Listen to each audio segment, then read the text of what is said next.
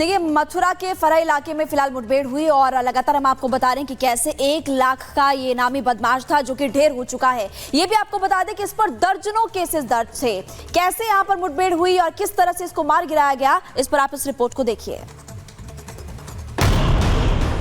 UP के मथुरा में mafia Mukhtar के शार्प शूटर को एसटीएफ ने एनकाउंटर में ढेर कर दिया। पुलिस ने बताया कि पंकज यादव बाइक से जा रहा था। पुलिस ने उसे रोकने की कोशिश की तो उसने फायरिंग कर दी। जवाबी कार्रवाई में पुलिस के जवानों ने भी पंकज यादव पर गोलीबारी की, जिसमें 1 लाख का इनामी बदमाश मारा गया। लेकिन पंकज यादव का साथी मौके का फायदा उठाकर भागने में कामयाब रहा। घटना सुबह करीब 4 बजे मथुरा आगरा हाईवे पर फरहा थाना क्षेत्र में हुई। पुलिस ने बदमाश पंकज यादव के पास एक पिस्टल, रिवॉल्वर, कारतूस और बाइक बरामद की है। पंकज यादव मन्ना सिंह हत्याकांड के गवाह पुलिसकर्मी की हत्या का मुख्य आरोपी था, जिस पर 1 लाख का इनाम रखा गया था। बदमाश के ऊपर हत्या, लूट, डकैती और रंगदारी समेत कई 40 मुकदमे दर्ज थे।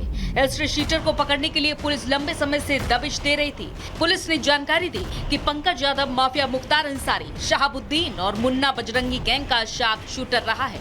Bureau report, Republic Bharat. Mukhtar का शूटर ढेर कर दिया गया। दरअसल एनकाउंटर में मारा गया है पंकज यादव। 1 लाख का इनामी बदमाश थे जिसको मार गिराया गया है और लगातार पुलिस की ओर से एनकाउंटर और ऐसे अपराधियों को खत्म करने के लिए कदम उठाए जा रहे हैं। मुख्तार मुन्ना बजरंगी गिरोह का शार्प शूटर है। शहाबुद्दीन गिरोह के लिए ये शख्स लगातार काम करता था। मुन्ना हत्याकांड के गवाह की हत्या का आरोपी और हत्या, लूट, डकैती, रंगदारी समेत 40 से ज्यादा केस इस पे दर्ज है, जिसे अब ढेर कर दिया गया। और लगातार सरकार ये कहती रही है कि अपराध मुक्त उत्तर प्रदेश करने के लिए जरूरी है कि या तो अपराधी खुद सरेंडर कर दे या तो इसी तरीके से उनका खात्मा किया जाएगा। और उत्तर प्रदेश में लगातार, खासतौर पर पश्चिमी उत्तर प्रदेश में, वो अपराधी, वो खतरनाक लोग जिनके नाम से लोग कांपते थे, डरते थे, लगातार पुलिस उनका एनकाउंटर कर रही है।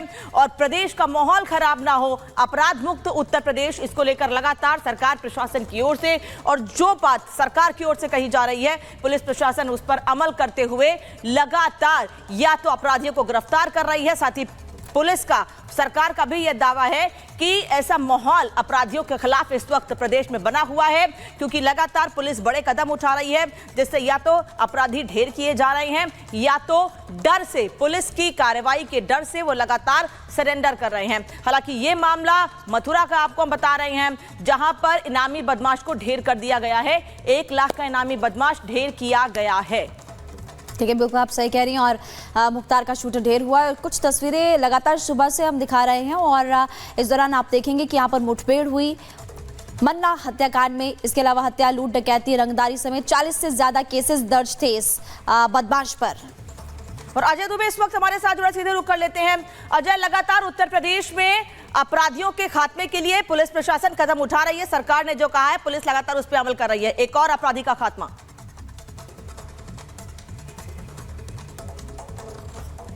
अजय,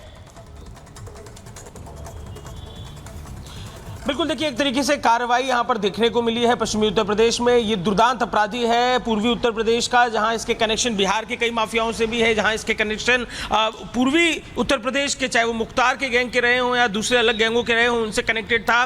कई सारे मामले हत्याओं से लेकर पुलिस की ऊपर जिस तरीके से हत्या थी वो भी है, और इसके अलावा कई लूटमार के और इसके अलावा अपहरण से जुड़े कई सारे मामले इस व्यक्ति से जुड़े हैं। एसटीएफ की टीम शाही के नेतृत्व में ये पश्चिमी उत्तर प्रदेश में कार्रवाई की गई है।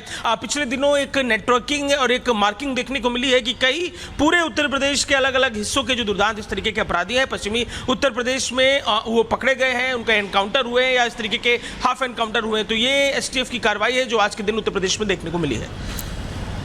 देखिए, मन्ना हत्याकांड के गवाह की हत्या का आरोपी और ऐसे 40 से ज्यादा केसेस बताए जा रहे हैं अजय, जो बदमाश पर फिलहाल थे। और किस तरह से इसकी संपत्ति अब कुर्क की जाएगी, इसकी कोई जानकारी मिल पाई है?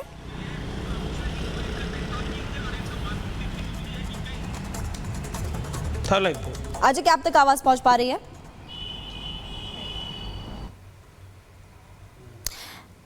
लौटेंगे अजय के पास। 1 लाख का इनामी बदमाश ढेर और 40 केसेस दर्ज थे, दर्जनों केसेस दर्ज थे। मुख्तार का शूटर था ये, और ये भी आपको बता रहे हैं कि स्पेशल टास्क फोर्स यानी कि एसटीएफ को बड़ी कामयाबी यहां पर मिली है मुठभेड़ में पंकज यादव ढेर। और लगातार हम देख रहे हैं कि उत्तर प्रदेश के मुख्यमंत्री योगी आदित्यनाथ, योगी सरकार जब से सत्ता में आई है तब से कानून व्यवस्था उत्तर प्रदेश में बेहतर हुई है और अब अपराधी कांपते हैं, डरते हैं और लगातार अपराधियों पर भी हम लगातार देख रहे हैं कि एक्शन लिया जा रहा है। और एक और तस्वीर आपको दिखाते हैं, ओलंपिक में भारत का नाम बढ़ाने वाली, भारत का मान बढ़ाने वाली मनु भाकर जो कि वापस लौट चुकी हैं। शूटिंग में मनु ने 2 ब्रॉन्ज मेडल हासिल किए हैं, वापस लौट चुकी हैं भारत, उनका स्वागत किया जा रहा है। दरअसल मनु भाकर फरीदाबाद की रहने वाली हैं और जैसे ही मनु अपने घर पहुंची, केवल उनके परिवार के लोग ही नहीं बल्कि आसपास के लोग, बल्कि दिल्ली के कोने कोने से अलग अलग जगहों से लोग वहां पर पहुंचे हैं उनका स्वागत करने के लिए। जब उनके परिवार से बात की गई थी तो उनका कहना था कि पिछले ओलंपिक में मनु के साथ जो कुछ हुआ था, उनकी पिस्टल सही नहीं थी, उनकी पिस्टल खराब हो गई थी, इस वजह से वो वैसा प्रदर्शन नहीं कर पाई थी जिससे तैयारी वो करके गई थी। लेकिन इस बार मनु ने वो कर दिखाया है जो वो ठान के गई थी और अगर पिछली बार ऐसा नहीं होता महिमा और पुनीता, तो शायद पिछली बार भी ऐसा ही प्रदर्शन होता।